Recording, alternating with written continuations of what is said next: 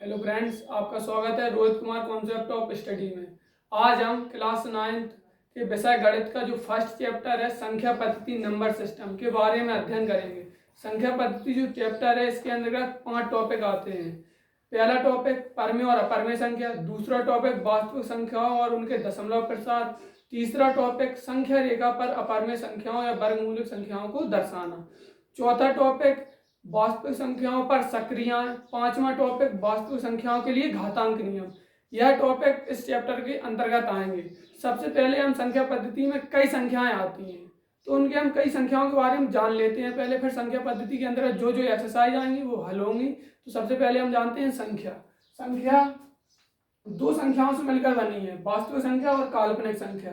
काल्पनिक संख्या कौन है? वे संख्या जिनकी हम सिर्फ कल्पना कर सकते हैं लेकिन वास्तविकता में वे होती नहीं है। जैसे रूट के अंदर माइनस की संख्याएं हैं, वो सभी काल्पनिक संख्याएं हैं जिनकी हम बस तो कल्पना कर सकते हैं लेकिन उन्हें हम वास्तविकता में वो होती नहीं है। अब जैसे रूट के अंदर -9 यह एक काल्पनिक संख्या है। अब वास्तविक संख्या दो संख्याओं का संग्रह है, परमेय और अपरमेय। या यह कह सकते हैं कोई भी संख्या वास्तविक संख्या है बस काल्पनिक संख्या को छोड़कर। परमेय और अपरमेय, परमेय के अंतर्गत कई संख्याएं आती हैं, प्राकृत संख्या, पूर्ण संख्या, पूर्णांक।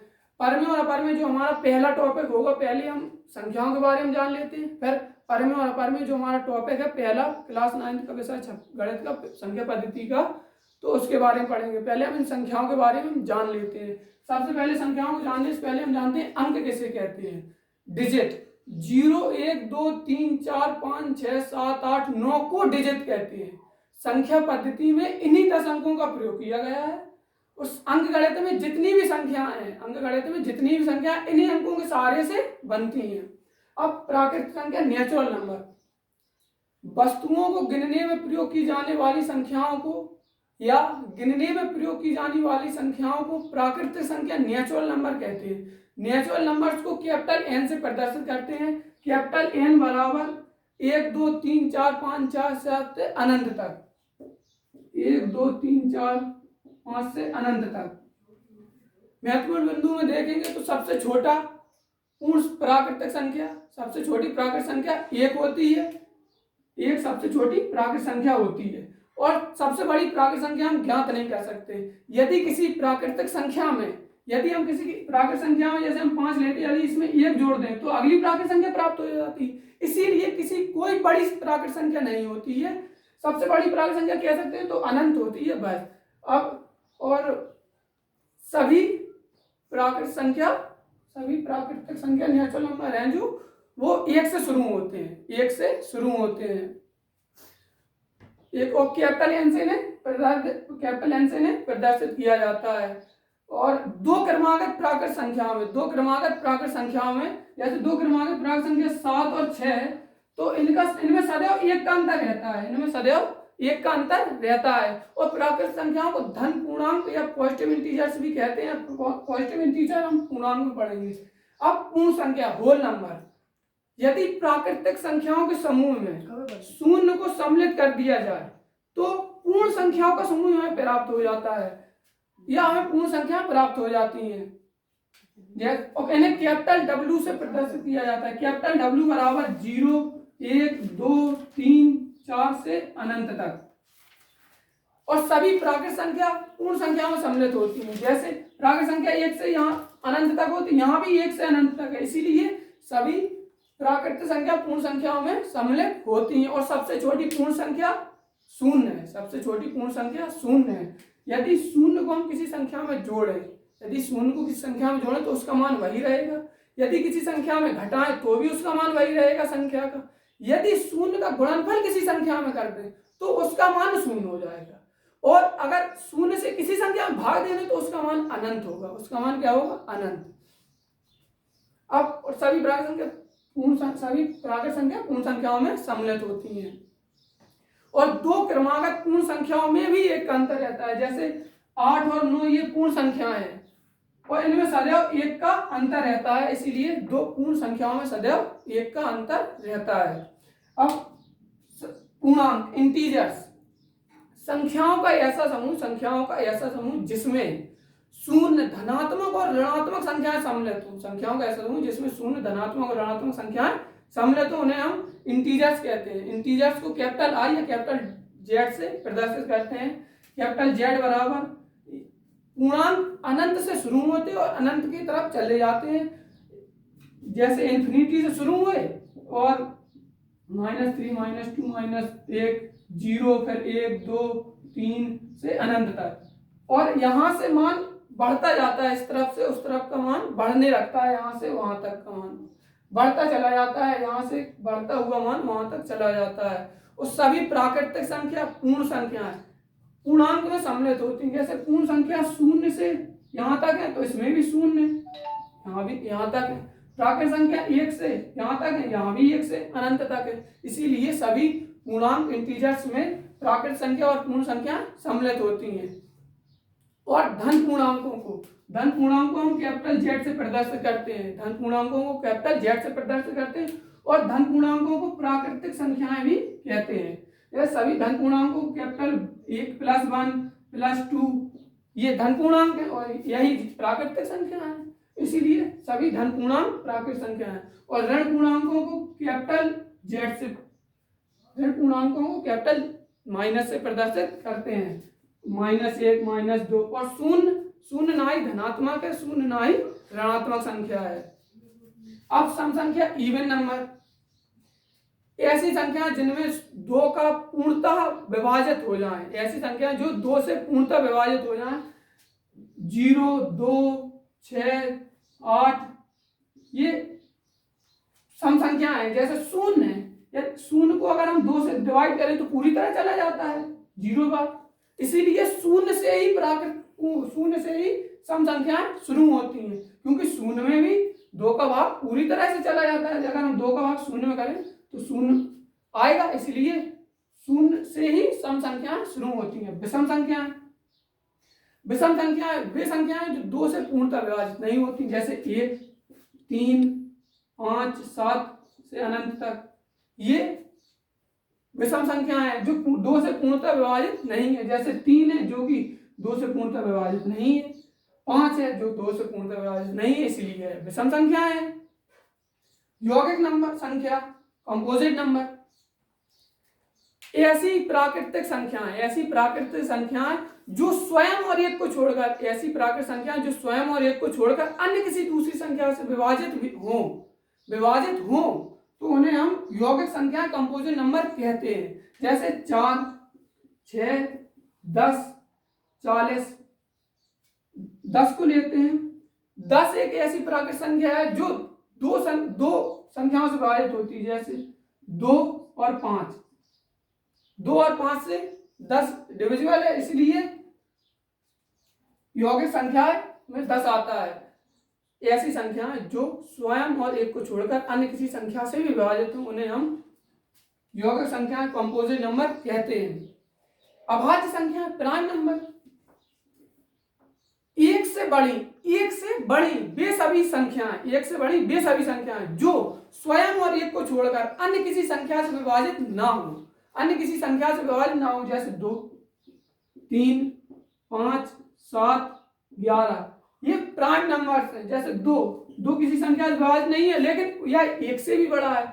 11 जो अन्य किसी संख्या से विभाजित नहीं है और 1 से भी बड़ा है, इसलिए यह प्राइम नंबर्स हैं। अब सहभाज्य संख्याएं हैं दो संख्याओं या ऐसी दो संख्याएं जिनका महत्तम समापवर्तक HCF 1 हो, महत्तम समापवर्तक 1 हो, या उनका कोई गुणनखंड ना हो, उनमें फैक्टर कॉमन ना हो उनमें। जैसे 2 और 5 है, ये हमारी सहभाज्य संख्या है, इनका कोई कॉमन फैक्टर नहीं है, इनके अंदर कोई कॉमन चीज नहीं मिलेगी सिर्फ एक को छोड़कर, इसलिए इनका HCF महत्तम समापवर्तक 1 हो, उन्हें हम सहभाज्य संख्या को प्राइम नंबर्स कहते हैं।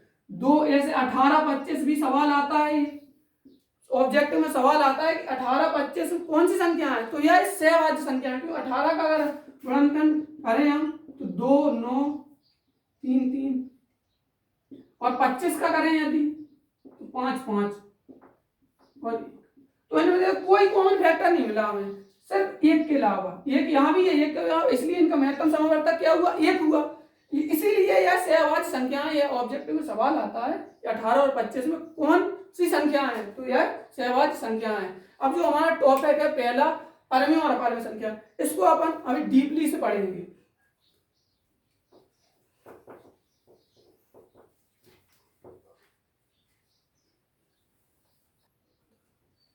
अब जो पहला टॉपिक है हमारा फर्स्ट चैप्टर का, परमे संख्या और अपरमे संख्या, रेशनल नंबर और इरेशनल नंबर। इस टॉपिक से दो एक्सरसाइज बनती है, इस टॉपिक से दो एक्सरसाइज बनती है। 1.1 में आपको परमे संख्या के अंतर्गत जो भी क्वेश्चन बनेंगे वो एक्सरसाइज होगी, और अपरमे संख्या के अंतर्गत 1.2 एक्सरसाइज बनेगी, जिसमें सिर्फ अपरमे संख्याओं के सवाल होंगे।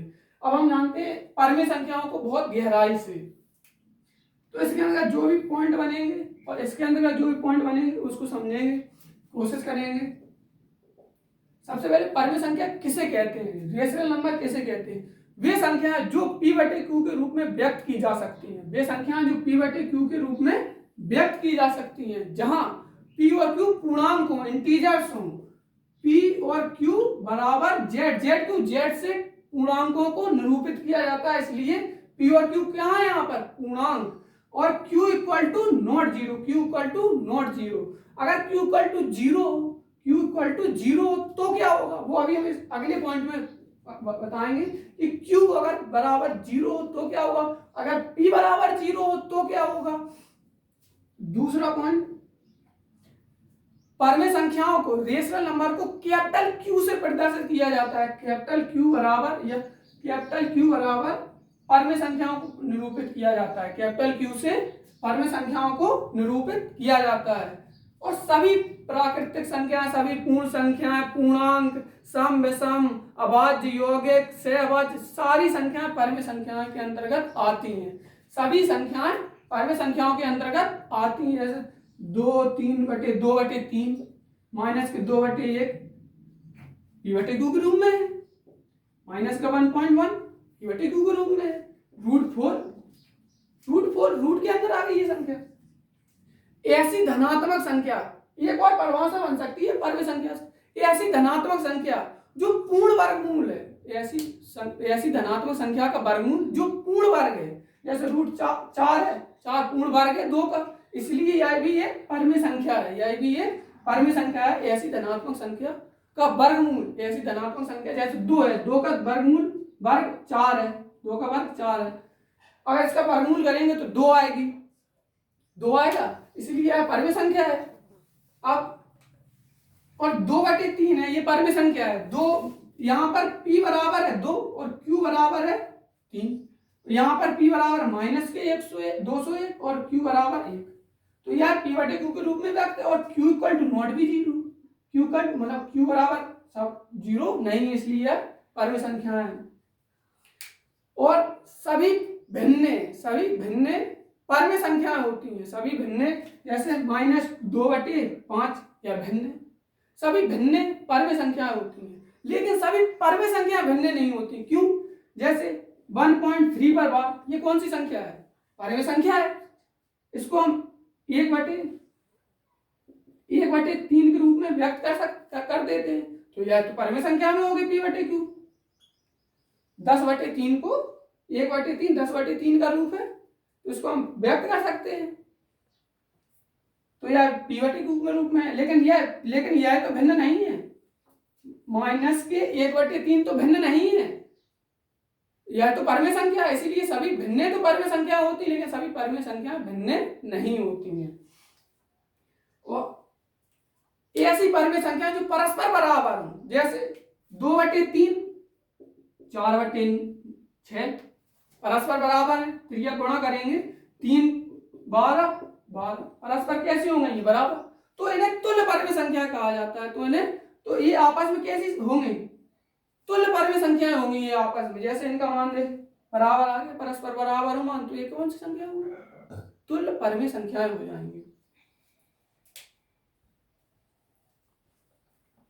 और दो प्राकृतिक संख्याएं या पूर्ण संख्याएं या इंटीजर्स हो, कोई भी संख्या हो, दो हो, तो उनके अंतर्गत अनेक रूप से अपरिमित परमे संख्याएं होंगी, अनेक रूप से अपरिमित परमे संख्याएं होंगी। जैसे 2 और 3 के बीच में, या 1.1 में एक्सरसाइज मिलेगी कि 2 और 3 के बीच में कई परमेय संख्या ज्ञात कीजिए। 1.0 के बीच में 0.9 के बीच में कई परमेय संख्या ज्ञात कीजिए। तो ऐसी दो, चाहे वो इंटीजर हो, चाहे वो पूर्णांक हो, चाहे पूर्णांक संख्या हो, इनके अंदर अनेक रूप से अपरिमित परमेय संख्याएं होती हैं। और एक धनात्मक संख्या का जो वर्गमूल, एक धनात्मक संख्या का जो वर्गमूल है, अगर वो पूर्ण वर्ग है तो वह परमेय संख्या होगी। अभी बात हो रही थी कि q इक्वल टू 0 हो तो q इक्वल टू 0 हो, यदि हम q बराबर 0 कर दें तो परमेय संख्या होगी कि नहीं होगी। जैसे हम प्राकृत संख्या लेते हैं 5 एक परमेय संख्या है, बटे 0 कर दें तो यहाँ पर p बराबर 5 हो गया और q बराबर 0 हो गया। अगर हम इस 0 का भाग 5 में लेंगे, अगर हम 0 का भाग 5 में लेंगे तो इसका मान अनंत होगा, लेकिन अनंत एक परमेय संख्या नहीं है, अनंत एक परमेय संख्या नहीं है। इसीलिए q इक्वल टू 0 रहता है परमेय संख्याओं में। यदि p बराबर 0, q बराबर 0 हो तो इस संख्या का मान क्या होगा, अनंत।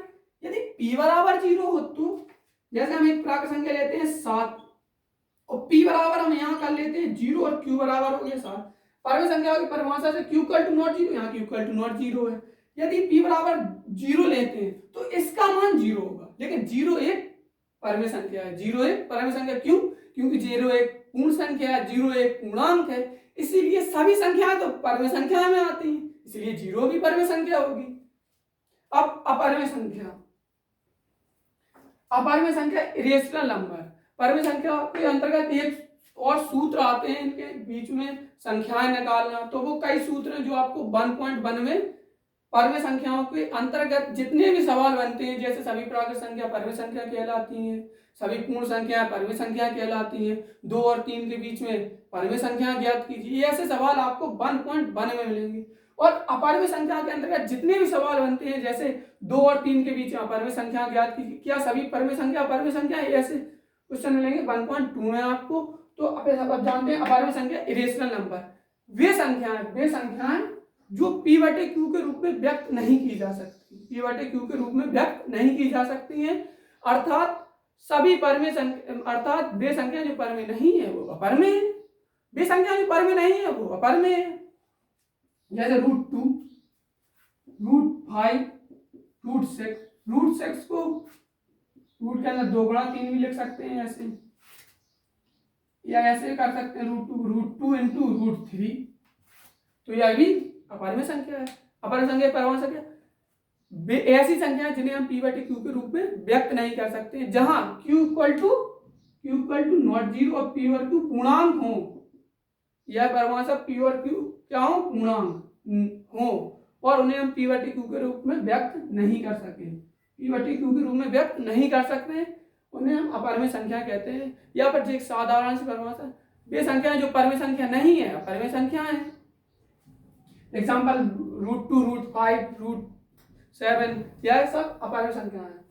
अब यहाँ की एक धनात्मक संख्या का वर्गमूल, एक धनात्मक संख्या का वर्गमूल जो पूर्ण वर्ग है, तो वह तो परमेय संख्या है, लेकिन यहाँ क्या बनेगी, ऐसी धनात्मक संख्या का वर्गमूल जो पूर्ण वर्ग नहीं है। यहाँ पूर्ण वर्ग है और यहाँ पूर्ण वर्ग नहीं है, जैसे √3 किसी का वर्ग है नहीं, तो लेकिन यह अपरमेय संख्या होगी।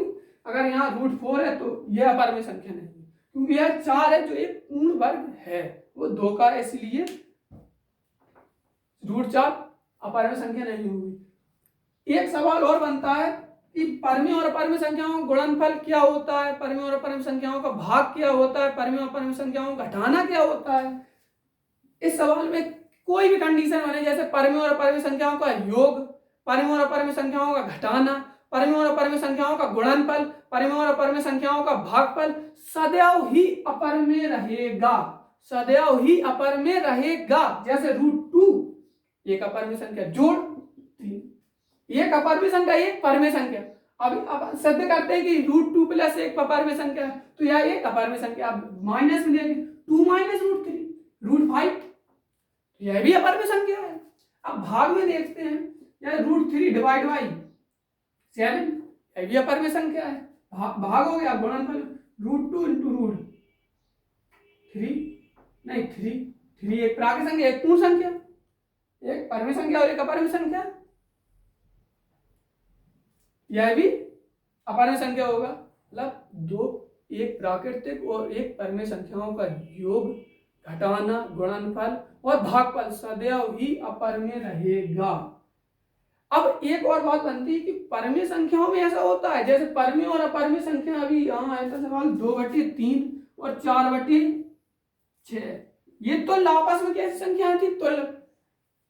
क्या परमेय संख्याएं और परमेय संख्याओं का योग, घटाना, गुणनफल, भाग सदैव अपरमेय रहता है? नहीं, सदैव अपरमेय नहीं रहता है।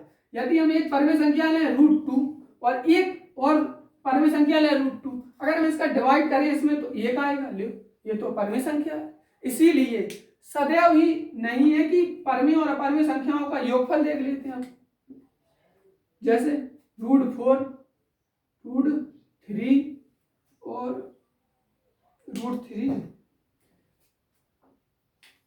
जैसे 2√2 प्लस √2 प्लस √2, ये अपरमेय संख्या है, इनको हम योगफल देख लेते हैं तो 3√2 यह भी अपरमेय रहेगा। कई कंडीशन होती है, जैसे इसमें तो अपरमेय आ गया, लेकिन अभी हम कह रहे थे कि परमेय और अपरमेय संख्याओं का अभी तो अपरमेय आ गया। अब एक हम योग करते हैं √2 प्लस माइनस के √2, एक यहां पर बात और आई, परमेय संख्या का ऋणात्मक भी अपरमेय संख्या का ऋणात्मक भी अपरमेय संख्या होता है। जैसे √5 है, इसका ऋणात्मक क्या होगा? माइनस के √5, माइनस के √5, तो यह भी अपरमेय संख्या होगी। किसी अपरमेय संख्या का ऋणात्मक भी अपरमेय संख्या होगी। अब हम परमेय और अपरमेय संख्या, जैसे दो परमेय संख्या है तो उनका योगफल क्या होगा, घटाना क्या होगा, गुणनफल क्या होगा और भागफल क्या होगा। जैसे √2 प्लस माइनस के √2, हम जोड़ेंगे √2 आएगा, प्लस माइनस माइनस होगा, √2 कट जाएगा, 0 आ गया, 0 एक परमेय संख्या है, 0 एक परमेय संख्या है। इसीलिए सदैव ही निश्चित नहीं है कि दो अपरमेय संख्याओं का योगफल अपरमेय हो। अब घटाना करके देख लेते हैं, √5 माइनस √5 परमेय संख्या। अब गुणनफल करके देख लेते हैं, √2 इंटू √2 इक्वल टू √4, तो ये पूर्ण वर्ग है, किसका है? 2 का, इसलिए यह भी परमेय संख्या हो गई। अब भागफल में देखते हैं, √5 डिवाइड बाई √5, यह भी परमेय संख्या है। इसीलिए सदैव ही निश्चित नहीं है कि दो अपरमेय संख्याओं का योगफल, घटाना, गुणनफल और भागफल अपरमेय रहे। धन्यवाद। मैं अभिषेक पाल। आज आपको अगर यदि समझ में आया तो आप इस चैनल को सब्सक्राइब करें, Rohit Kumar concept of study को लाइक करें और कमेंट करें।